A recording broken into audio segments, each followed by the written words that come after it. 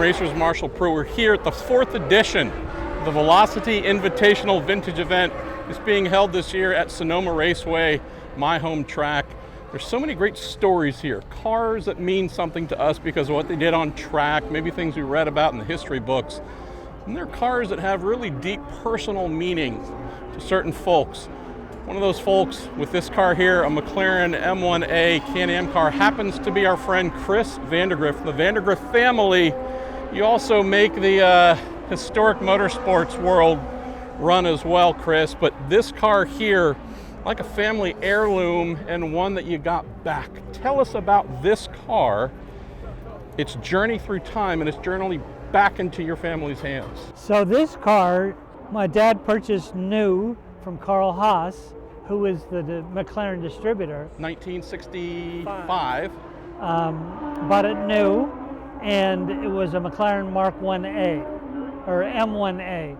And Don Spencer, the mechanic, chief mechanic on all of our cars, he jumped on immediately and started changing the car.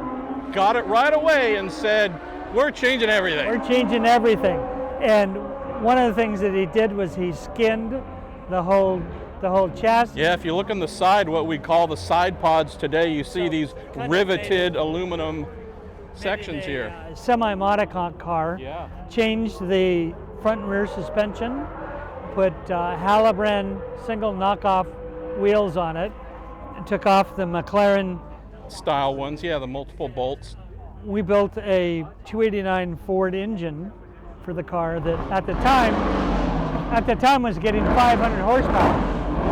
500 horsepower is pretty good. And this as well, Hollywood sports cars, bit of a legend if you knew about it here in the West Coast. Tell us about that side as well, Cris.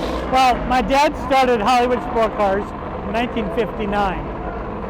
We ended up being the largest MG dealer in the world. We became a Ferrari dealer in 1960. Became the largest Ferrari dealer in North America, second largest in the world. We were the oldest Ferrari dealer in the United States. And look at the gold leaf, the relief in here is just beautifully done. That was my dad being Hollywood. Wow. We started out racing Austin Healey, MGB, Sunbeam Tiger, and then the McLaren. We ran this car in 65 and 66 and sold it and bought a Mark VI McLaren.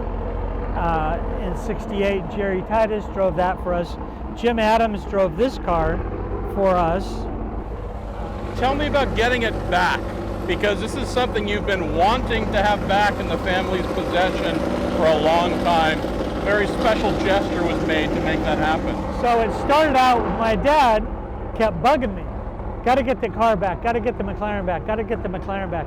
And it was a lot of money. And as soon as people found out that I was interested in getting the car back, the price would go up. Yeah. And so I never had the money to afford for the car. Everybody knows you know the value of vintage cars, so yeah. And the owner of the car at the time, his name was Eric Haga, was really a great custodian of the car. Unfortunately, he became ill and passed away a few years ago. And out of the blue, this July, his widow called me up and said, Cris, I want the McLaren to go back to the Vandagriff family. Wow. And I'm like, you know, that's a sweet gesture, thank you very much, but I don't have any money for it. And so she said, make me an offer. So we went back and forth and had discussions, and she made it happen. Diane Haga is like, she wanted it. She said, this price is for you only. It's not to be given. It's not to be given to anybody else. Yeah. Nobody else can get that price. I want the Vandagriff family to have it. So, you know, how do you say no to that? And so here we are, 60 plus years later. This car's back where it belongs, in your family's hands. making its modern debut. Michael Miller, great young driver, be driving it this weekend here at Sonoma. So happy for you, Cris. I know the smile for you and your son Connor, the whole family. Again, a lot of these cars have great sentimental meaning for what they did on track. The fact that this is really a family heirloom coming back into the family. I mean, look at the McLaren logo or badge. I mean, just that right there is worth the price of admission alone. But congratulations on getting this back where it belongs, to the Vandagriff family.